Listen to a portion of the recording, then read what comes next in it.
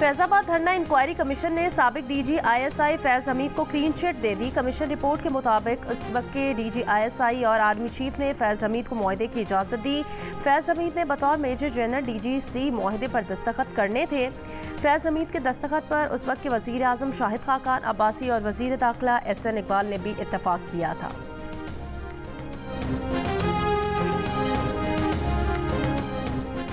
Petrol की कीमत में 4 रुपये 53 पैसे फ़ी लीटर इजाफा कर दिया गया। नई कीमत 293 रुपये 94 पैसे मुकर्रर। डीजल की कीमत 8 रुपये 14 पैसे फ़ी लीटर इजाफे के बाद 290 रुपये 38 पैसे फ़ी लीटर हो गई। मट्टी का तेल 193 रुपये 8 पैसे फ़ी लीटर हो गया। पहले से महंगाई की चक्की में पिसे अवाम की दुहाइयाँ। वज़ीर ख़जाना मोहम्मद औरंगज़ेब का कहना है पाकिस्तान जल्द नए IMF कर्ज प्रोग्राम के लिए पुरुमीद है। टैक्स नेट में न आने वाले शोबों से टैक्स लेना और निजकारी एजेंडे को अमली जामा पहनाना होगा। स्ट्रक्चरल इस्लाहात के लिए 2 से 3 साल लगेंगे। सऊदी वज़ीर ख़ारजा फैसल बिन फरहान की सरबराही में गुज़श्ता रोज़ पाकिस्तान पहुँचने वाला सऊदी वफ़द आज पाकिस्तान में सरमायाकारी के अगले मराहिल और अमल दरामद के उमूर पर मुशावरत करेगा। सऊदी अरब ज़राअत, तिजारत, तवानाई, मादनियात, IT, ट्रांसपोर्ट में सरमायाकारी में दिलचस्पी ज़ाहिर कर चुका है। मिल्लत एक्सप्रेस में पुलिस एहलकार के तशद्दुद का शिकार खातून मुर्दा पाई गई। 29 साला मरियम का केस ड्रामाई रुख इख्तियार कर गया। मरियम की मौत कैसे हुई, तहकीकात जारी।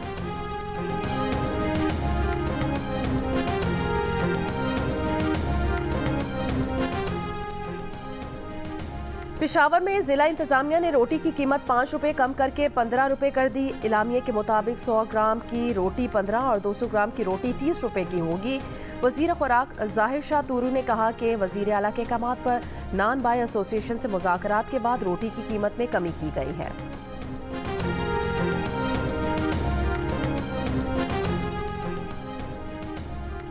₹16 की रोटी का फैसला न मानने वाले नान बाइयों के खिलाफ हुकूमत पंजाब का क्रैकडाउन। महंगी रोटी और नान फरोख करने पर कई तनूर मालिकान गिरफ्तार।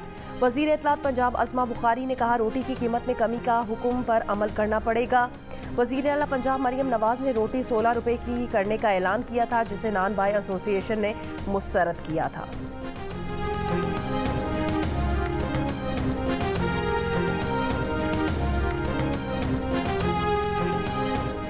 कोट लखपत जेल के साबिक कैदी आमिर तांबा पर कातिलाना हमले में भारत मुलव्विस हो सकता है। वज़ीर दाखिला मोहसिन नकवी ने पाकिस्तान में भारतीय रियासती दहशतगर्दी की एक और वारदात का इंकशाफ कर दिया।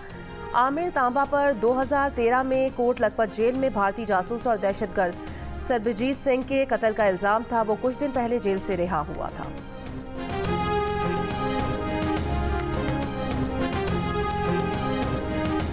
मुशा बीबी की मर्जी के निजी अस्पताल से टीबी मुआयने की दरखास्त पर इस्लामाबाद हाई कोर्ट में समाअत आज होगी। रजिस्ट्रार ऑफिस ने दरखास्त पर एतराज़ात आयद कर रखे हैं। पासपोर्ट इन्होंने सबमिट कर लिया ओरिजिनल।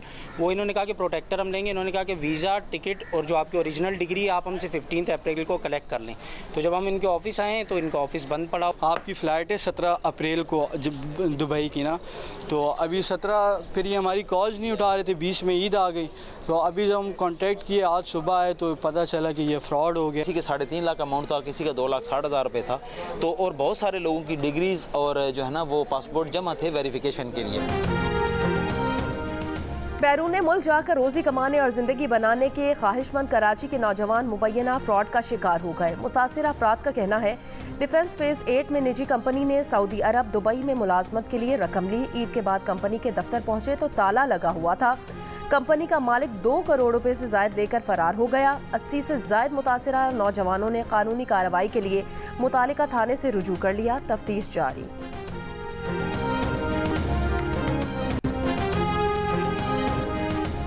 आसिफा भुट्टो जरदारी ने रुकने कौमी असम्बली का हलफ उठा लिया। बिलावल भुट्टो कौमी असम्बली में उनके हमरा मौजूद थे। स्पीकर अयाज सादिक ने हलफ लिया। सदर आसिफ अली जरदारी ने पार्लियामेंट हाउस में मौजूद अपने सदारती चैम्बर में बराह रास्त आसिफा भुट्टो की तकरीब हलफ बर्दारी देखी। वज़ीर आला सिंध मुराद अली शाह, वज़ीर आला बलूचिस्तान सरफराज बुगटी भी मेहमान की गैलरी में मौजूद थे। आसिफा भुट्टो नवाब शाह के हल्के NA 207 से बिला मुकाबला मुंतखब हुई थी।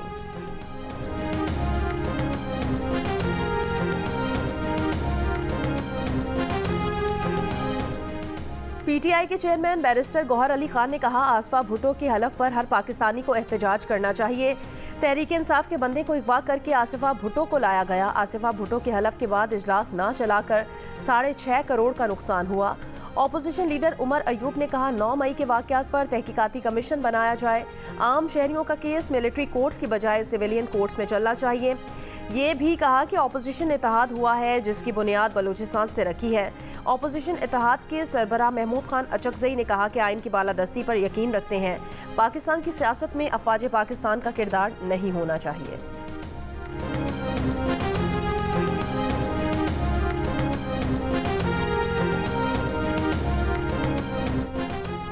वफाकी वज़ीर मनसूबाबंदी और तरक्की एहसन इकबाल ने वज़ारत बैनुस्सूबाई राब्ता का इजाफी चार्ज भी संभाल लिया। कहा, वफाक से सूबों को इख्तियारात तफवीज़ करने का मतलब नहीं कि कौमी सतह की कोऑर्डिनेशन ख़त्म कर दी जाए। यूके में या बाकी जगहों पे कहीं पे जाएं, आप यूएई में जाएं, ज़रा झूठी इस तरह की किसी के ख़िलाफ़ ज़रा ट्वीट करके कोई दिखाए और उसके बाद उसके साथ जो सलूक होता है वो भी देख लें। मैं हर जगह पे ये बात कह रहा हूँ, हमें सख्त लॉज की ज़रूरत है। कराची पुलिस इस टाइम सिंध पुलिस एग्रेसिवली काम कर रही है और अगर आप देखें ठीक है क्राइम हो रहा है, लेकिन ये भी देखें कि डेली की बुनियाद पर वो कितने मुकाबले कर रहे हैं और कितने ज़्यादा पकड़ रहे हैं, वो उसका कंपैरिजन कर लें तो बहुत बेहतरी आई। वज़ीर दाखिला मोहसिन नकवी ने सोशल मीडिया के इस्तेमाल से मुतालिक सख्त कवानीन की हिमायत कर दी। कहा, बरतानिया हो या मुत्तहिदा अरब अमारात, झूठी वीडियो शेयर करने वालों के साथ जो सलूक होता है वो सबको मालूम है। पाकिस्तान में आज़ादी इजहार राय होना चाहिए, लेकिन ऐसा कानून भी होना चाहिए कि कोई झूठा इल्ज़ाम लगाए तो उसको पकड़ा जा सके। कराची में स्ट्रीट क्राइम पर कहा, ठीक है क्राइम हो रहे हैं, लेकिन ये भी देखे वहाँ पुलिस रोजाना की बुनियाद पर मुकाबले कर रही है। बहावल नगर वाक़े से मुतालिक सवाल पर कहा, लड़ाई तो घर में भाइयों में भी हो जाती है। एक वाक़े को बुनियाद बनाकर ये नहीं कहा जा सकता कि पूरी फोर्स डीमोरलाइज हो गई। हमने वाक़े को ज़्यादा बढ़ा दिया है। भारत में भी ऐसा वाक़या हुआ है, लेकिन वहाँ का रवैया देखें और अपना तर्ज अमल देखें। हमें उनसे सबक सीखना चाहिए।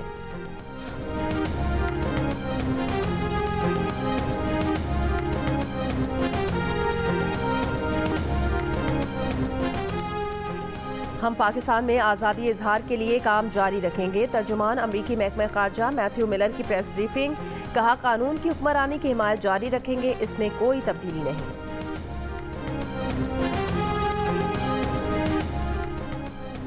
इसराइली फ़ौज के गज़ा में हमले जारी, मज़ीद 68 फ़लस्तीनी शहीद। बेघर फ़लस्तीनी ख़ानदानों की शिमाली गज़ा में अपने घरों को वापसी की कोशिश। शिमाली गज़ा वापस जाने वाले लोगों पर इसराइली फ़ौज की फायरिंग। फ़लस्तीनी लड़की शहीद। ईद के रोज़ इसराइली हमले में ज़ख्मी होने वाली हमास रहनुमा इस्माइल हनिया की कमसिन पोती ज़ख्मों की ताब ना लाते हुए शहीद हो गई। ईद पर इसराइली हमले में इस्माइल हनिया के बेटे और पोते भी शहीद हो गए थे।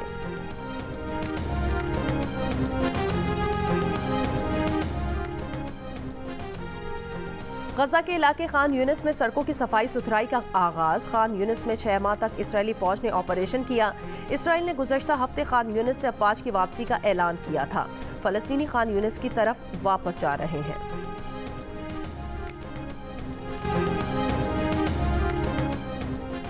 ईरान को नुकसान पहुंचाना है मगर जंग नहीं करनी। ईरानी हमले के बाद इसराइली जंगी काबीना में फैसला। इसराइली जंगी काबीना का इजलास आज फिर होगा। अमरीकी वज़ीर ख़ारजा एंटनी ब्लिंकन ने कहा कि मशरिक़ वस्ता कशीदगी में इजाफा नहीं देखना चाहते, सिफारती राब्ते कर रहे हैं। ईरानी वज़ीर ख़ारजा का कहना है कशीदगी में इजाफा नहीं चाहते, लेकिन इसराइल की इंतकामी कार्रवाई का फौरी और पहले से ज़्यादा सख्त जवाब देंगे।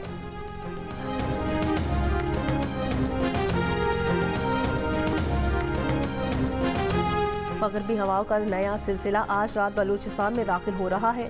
बारिशों का सिस्टम जुमेरात तक मुल्क के बालाई इलाकों में फैल जाएगा।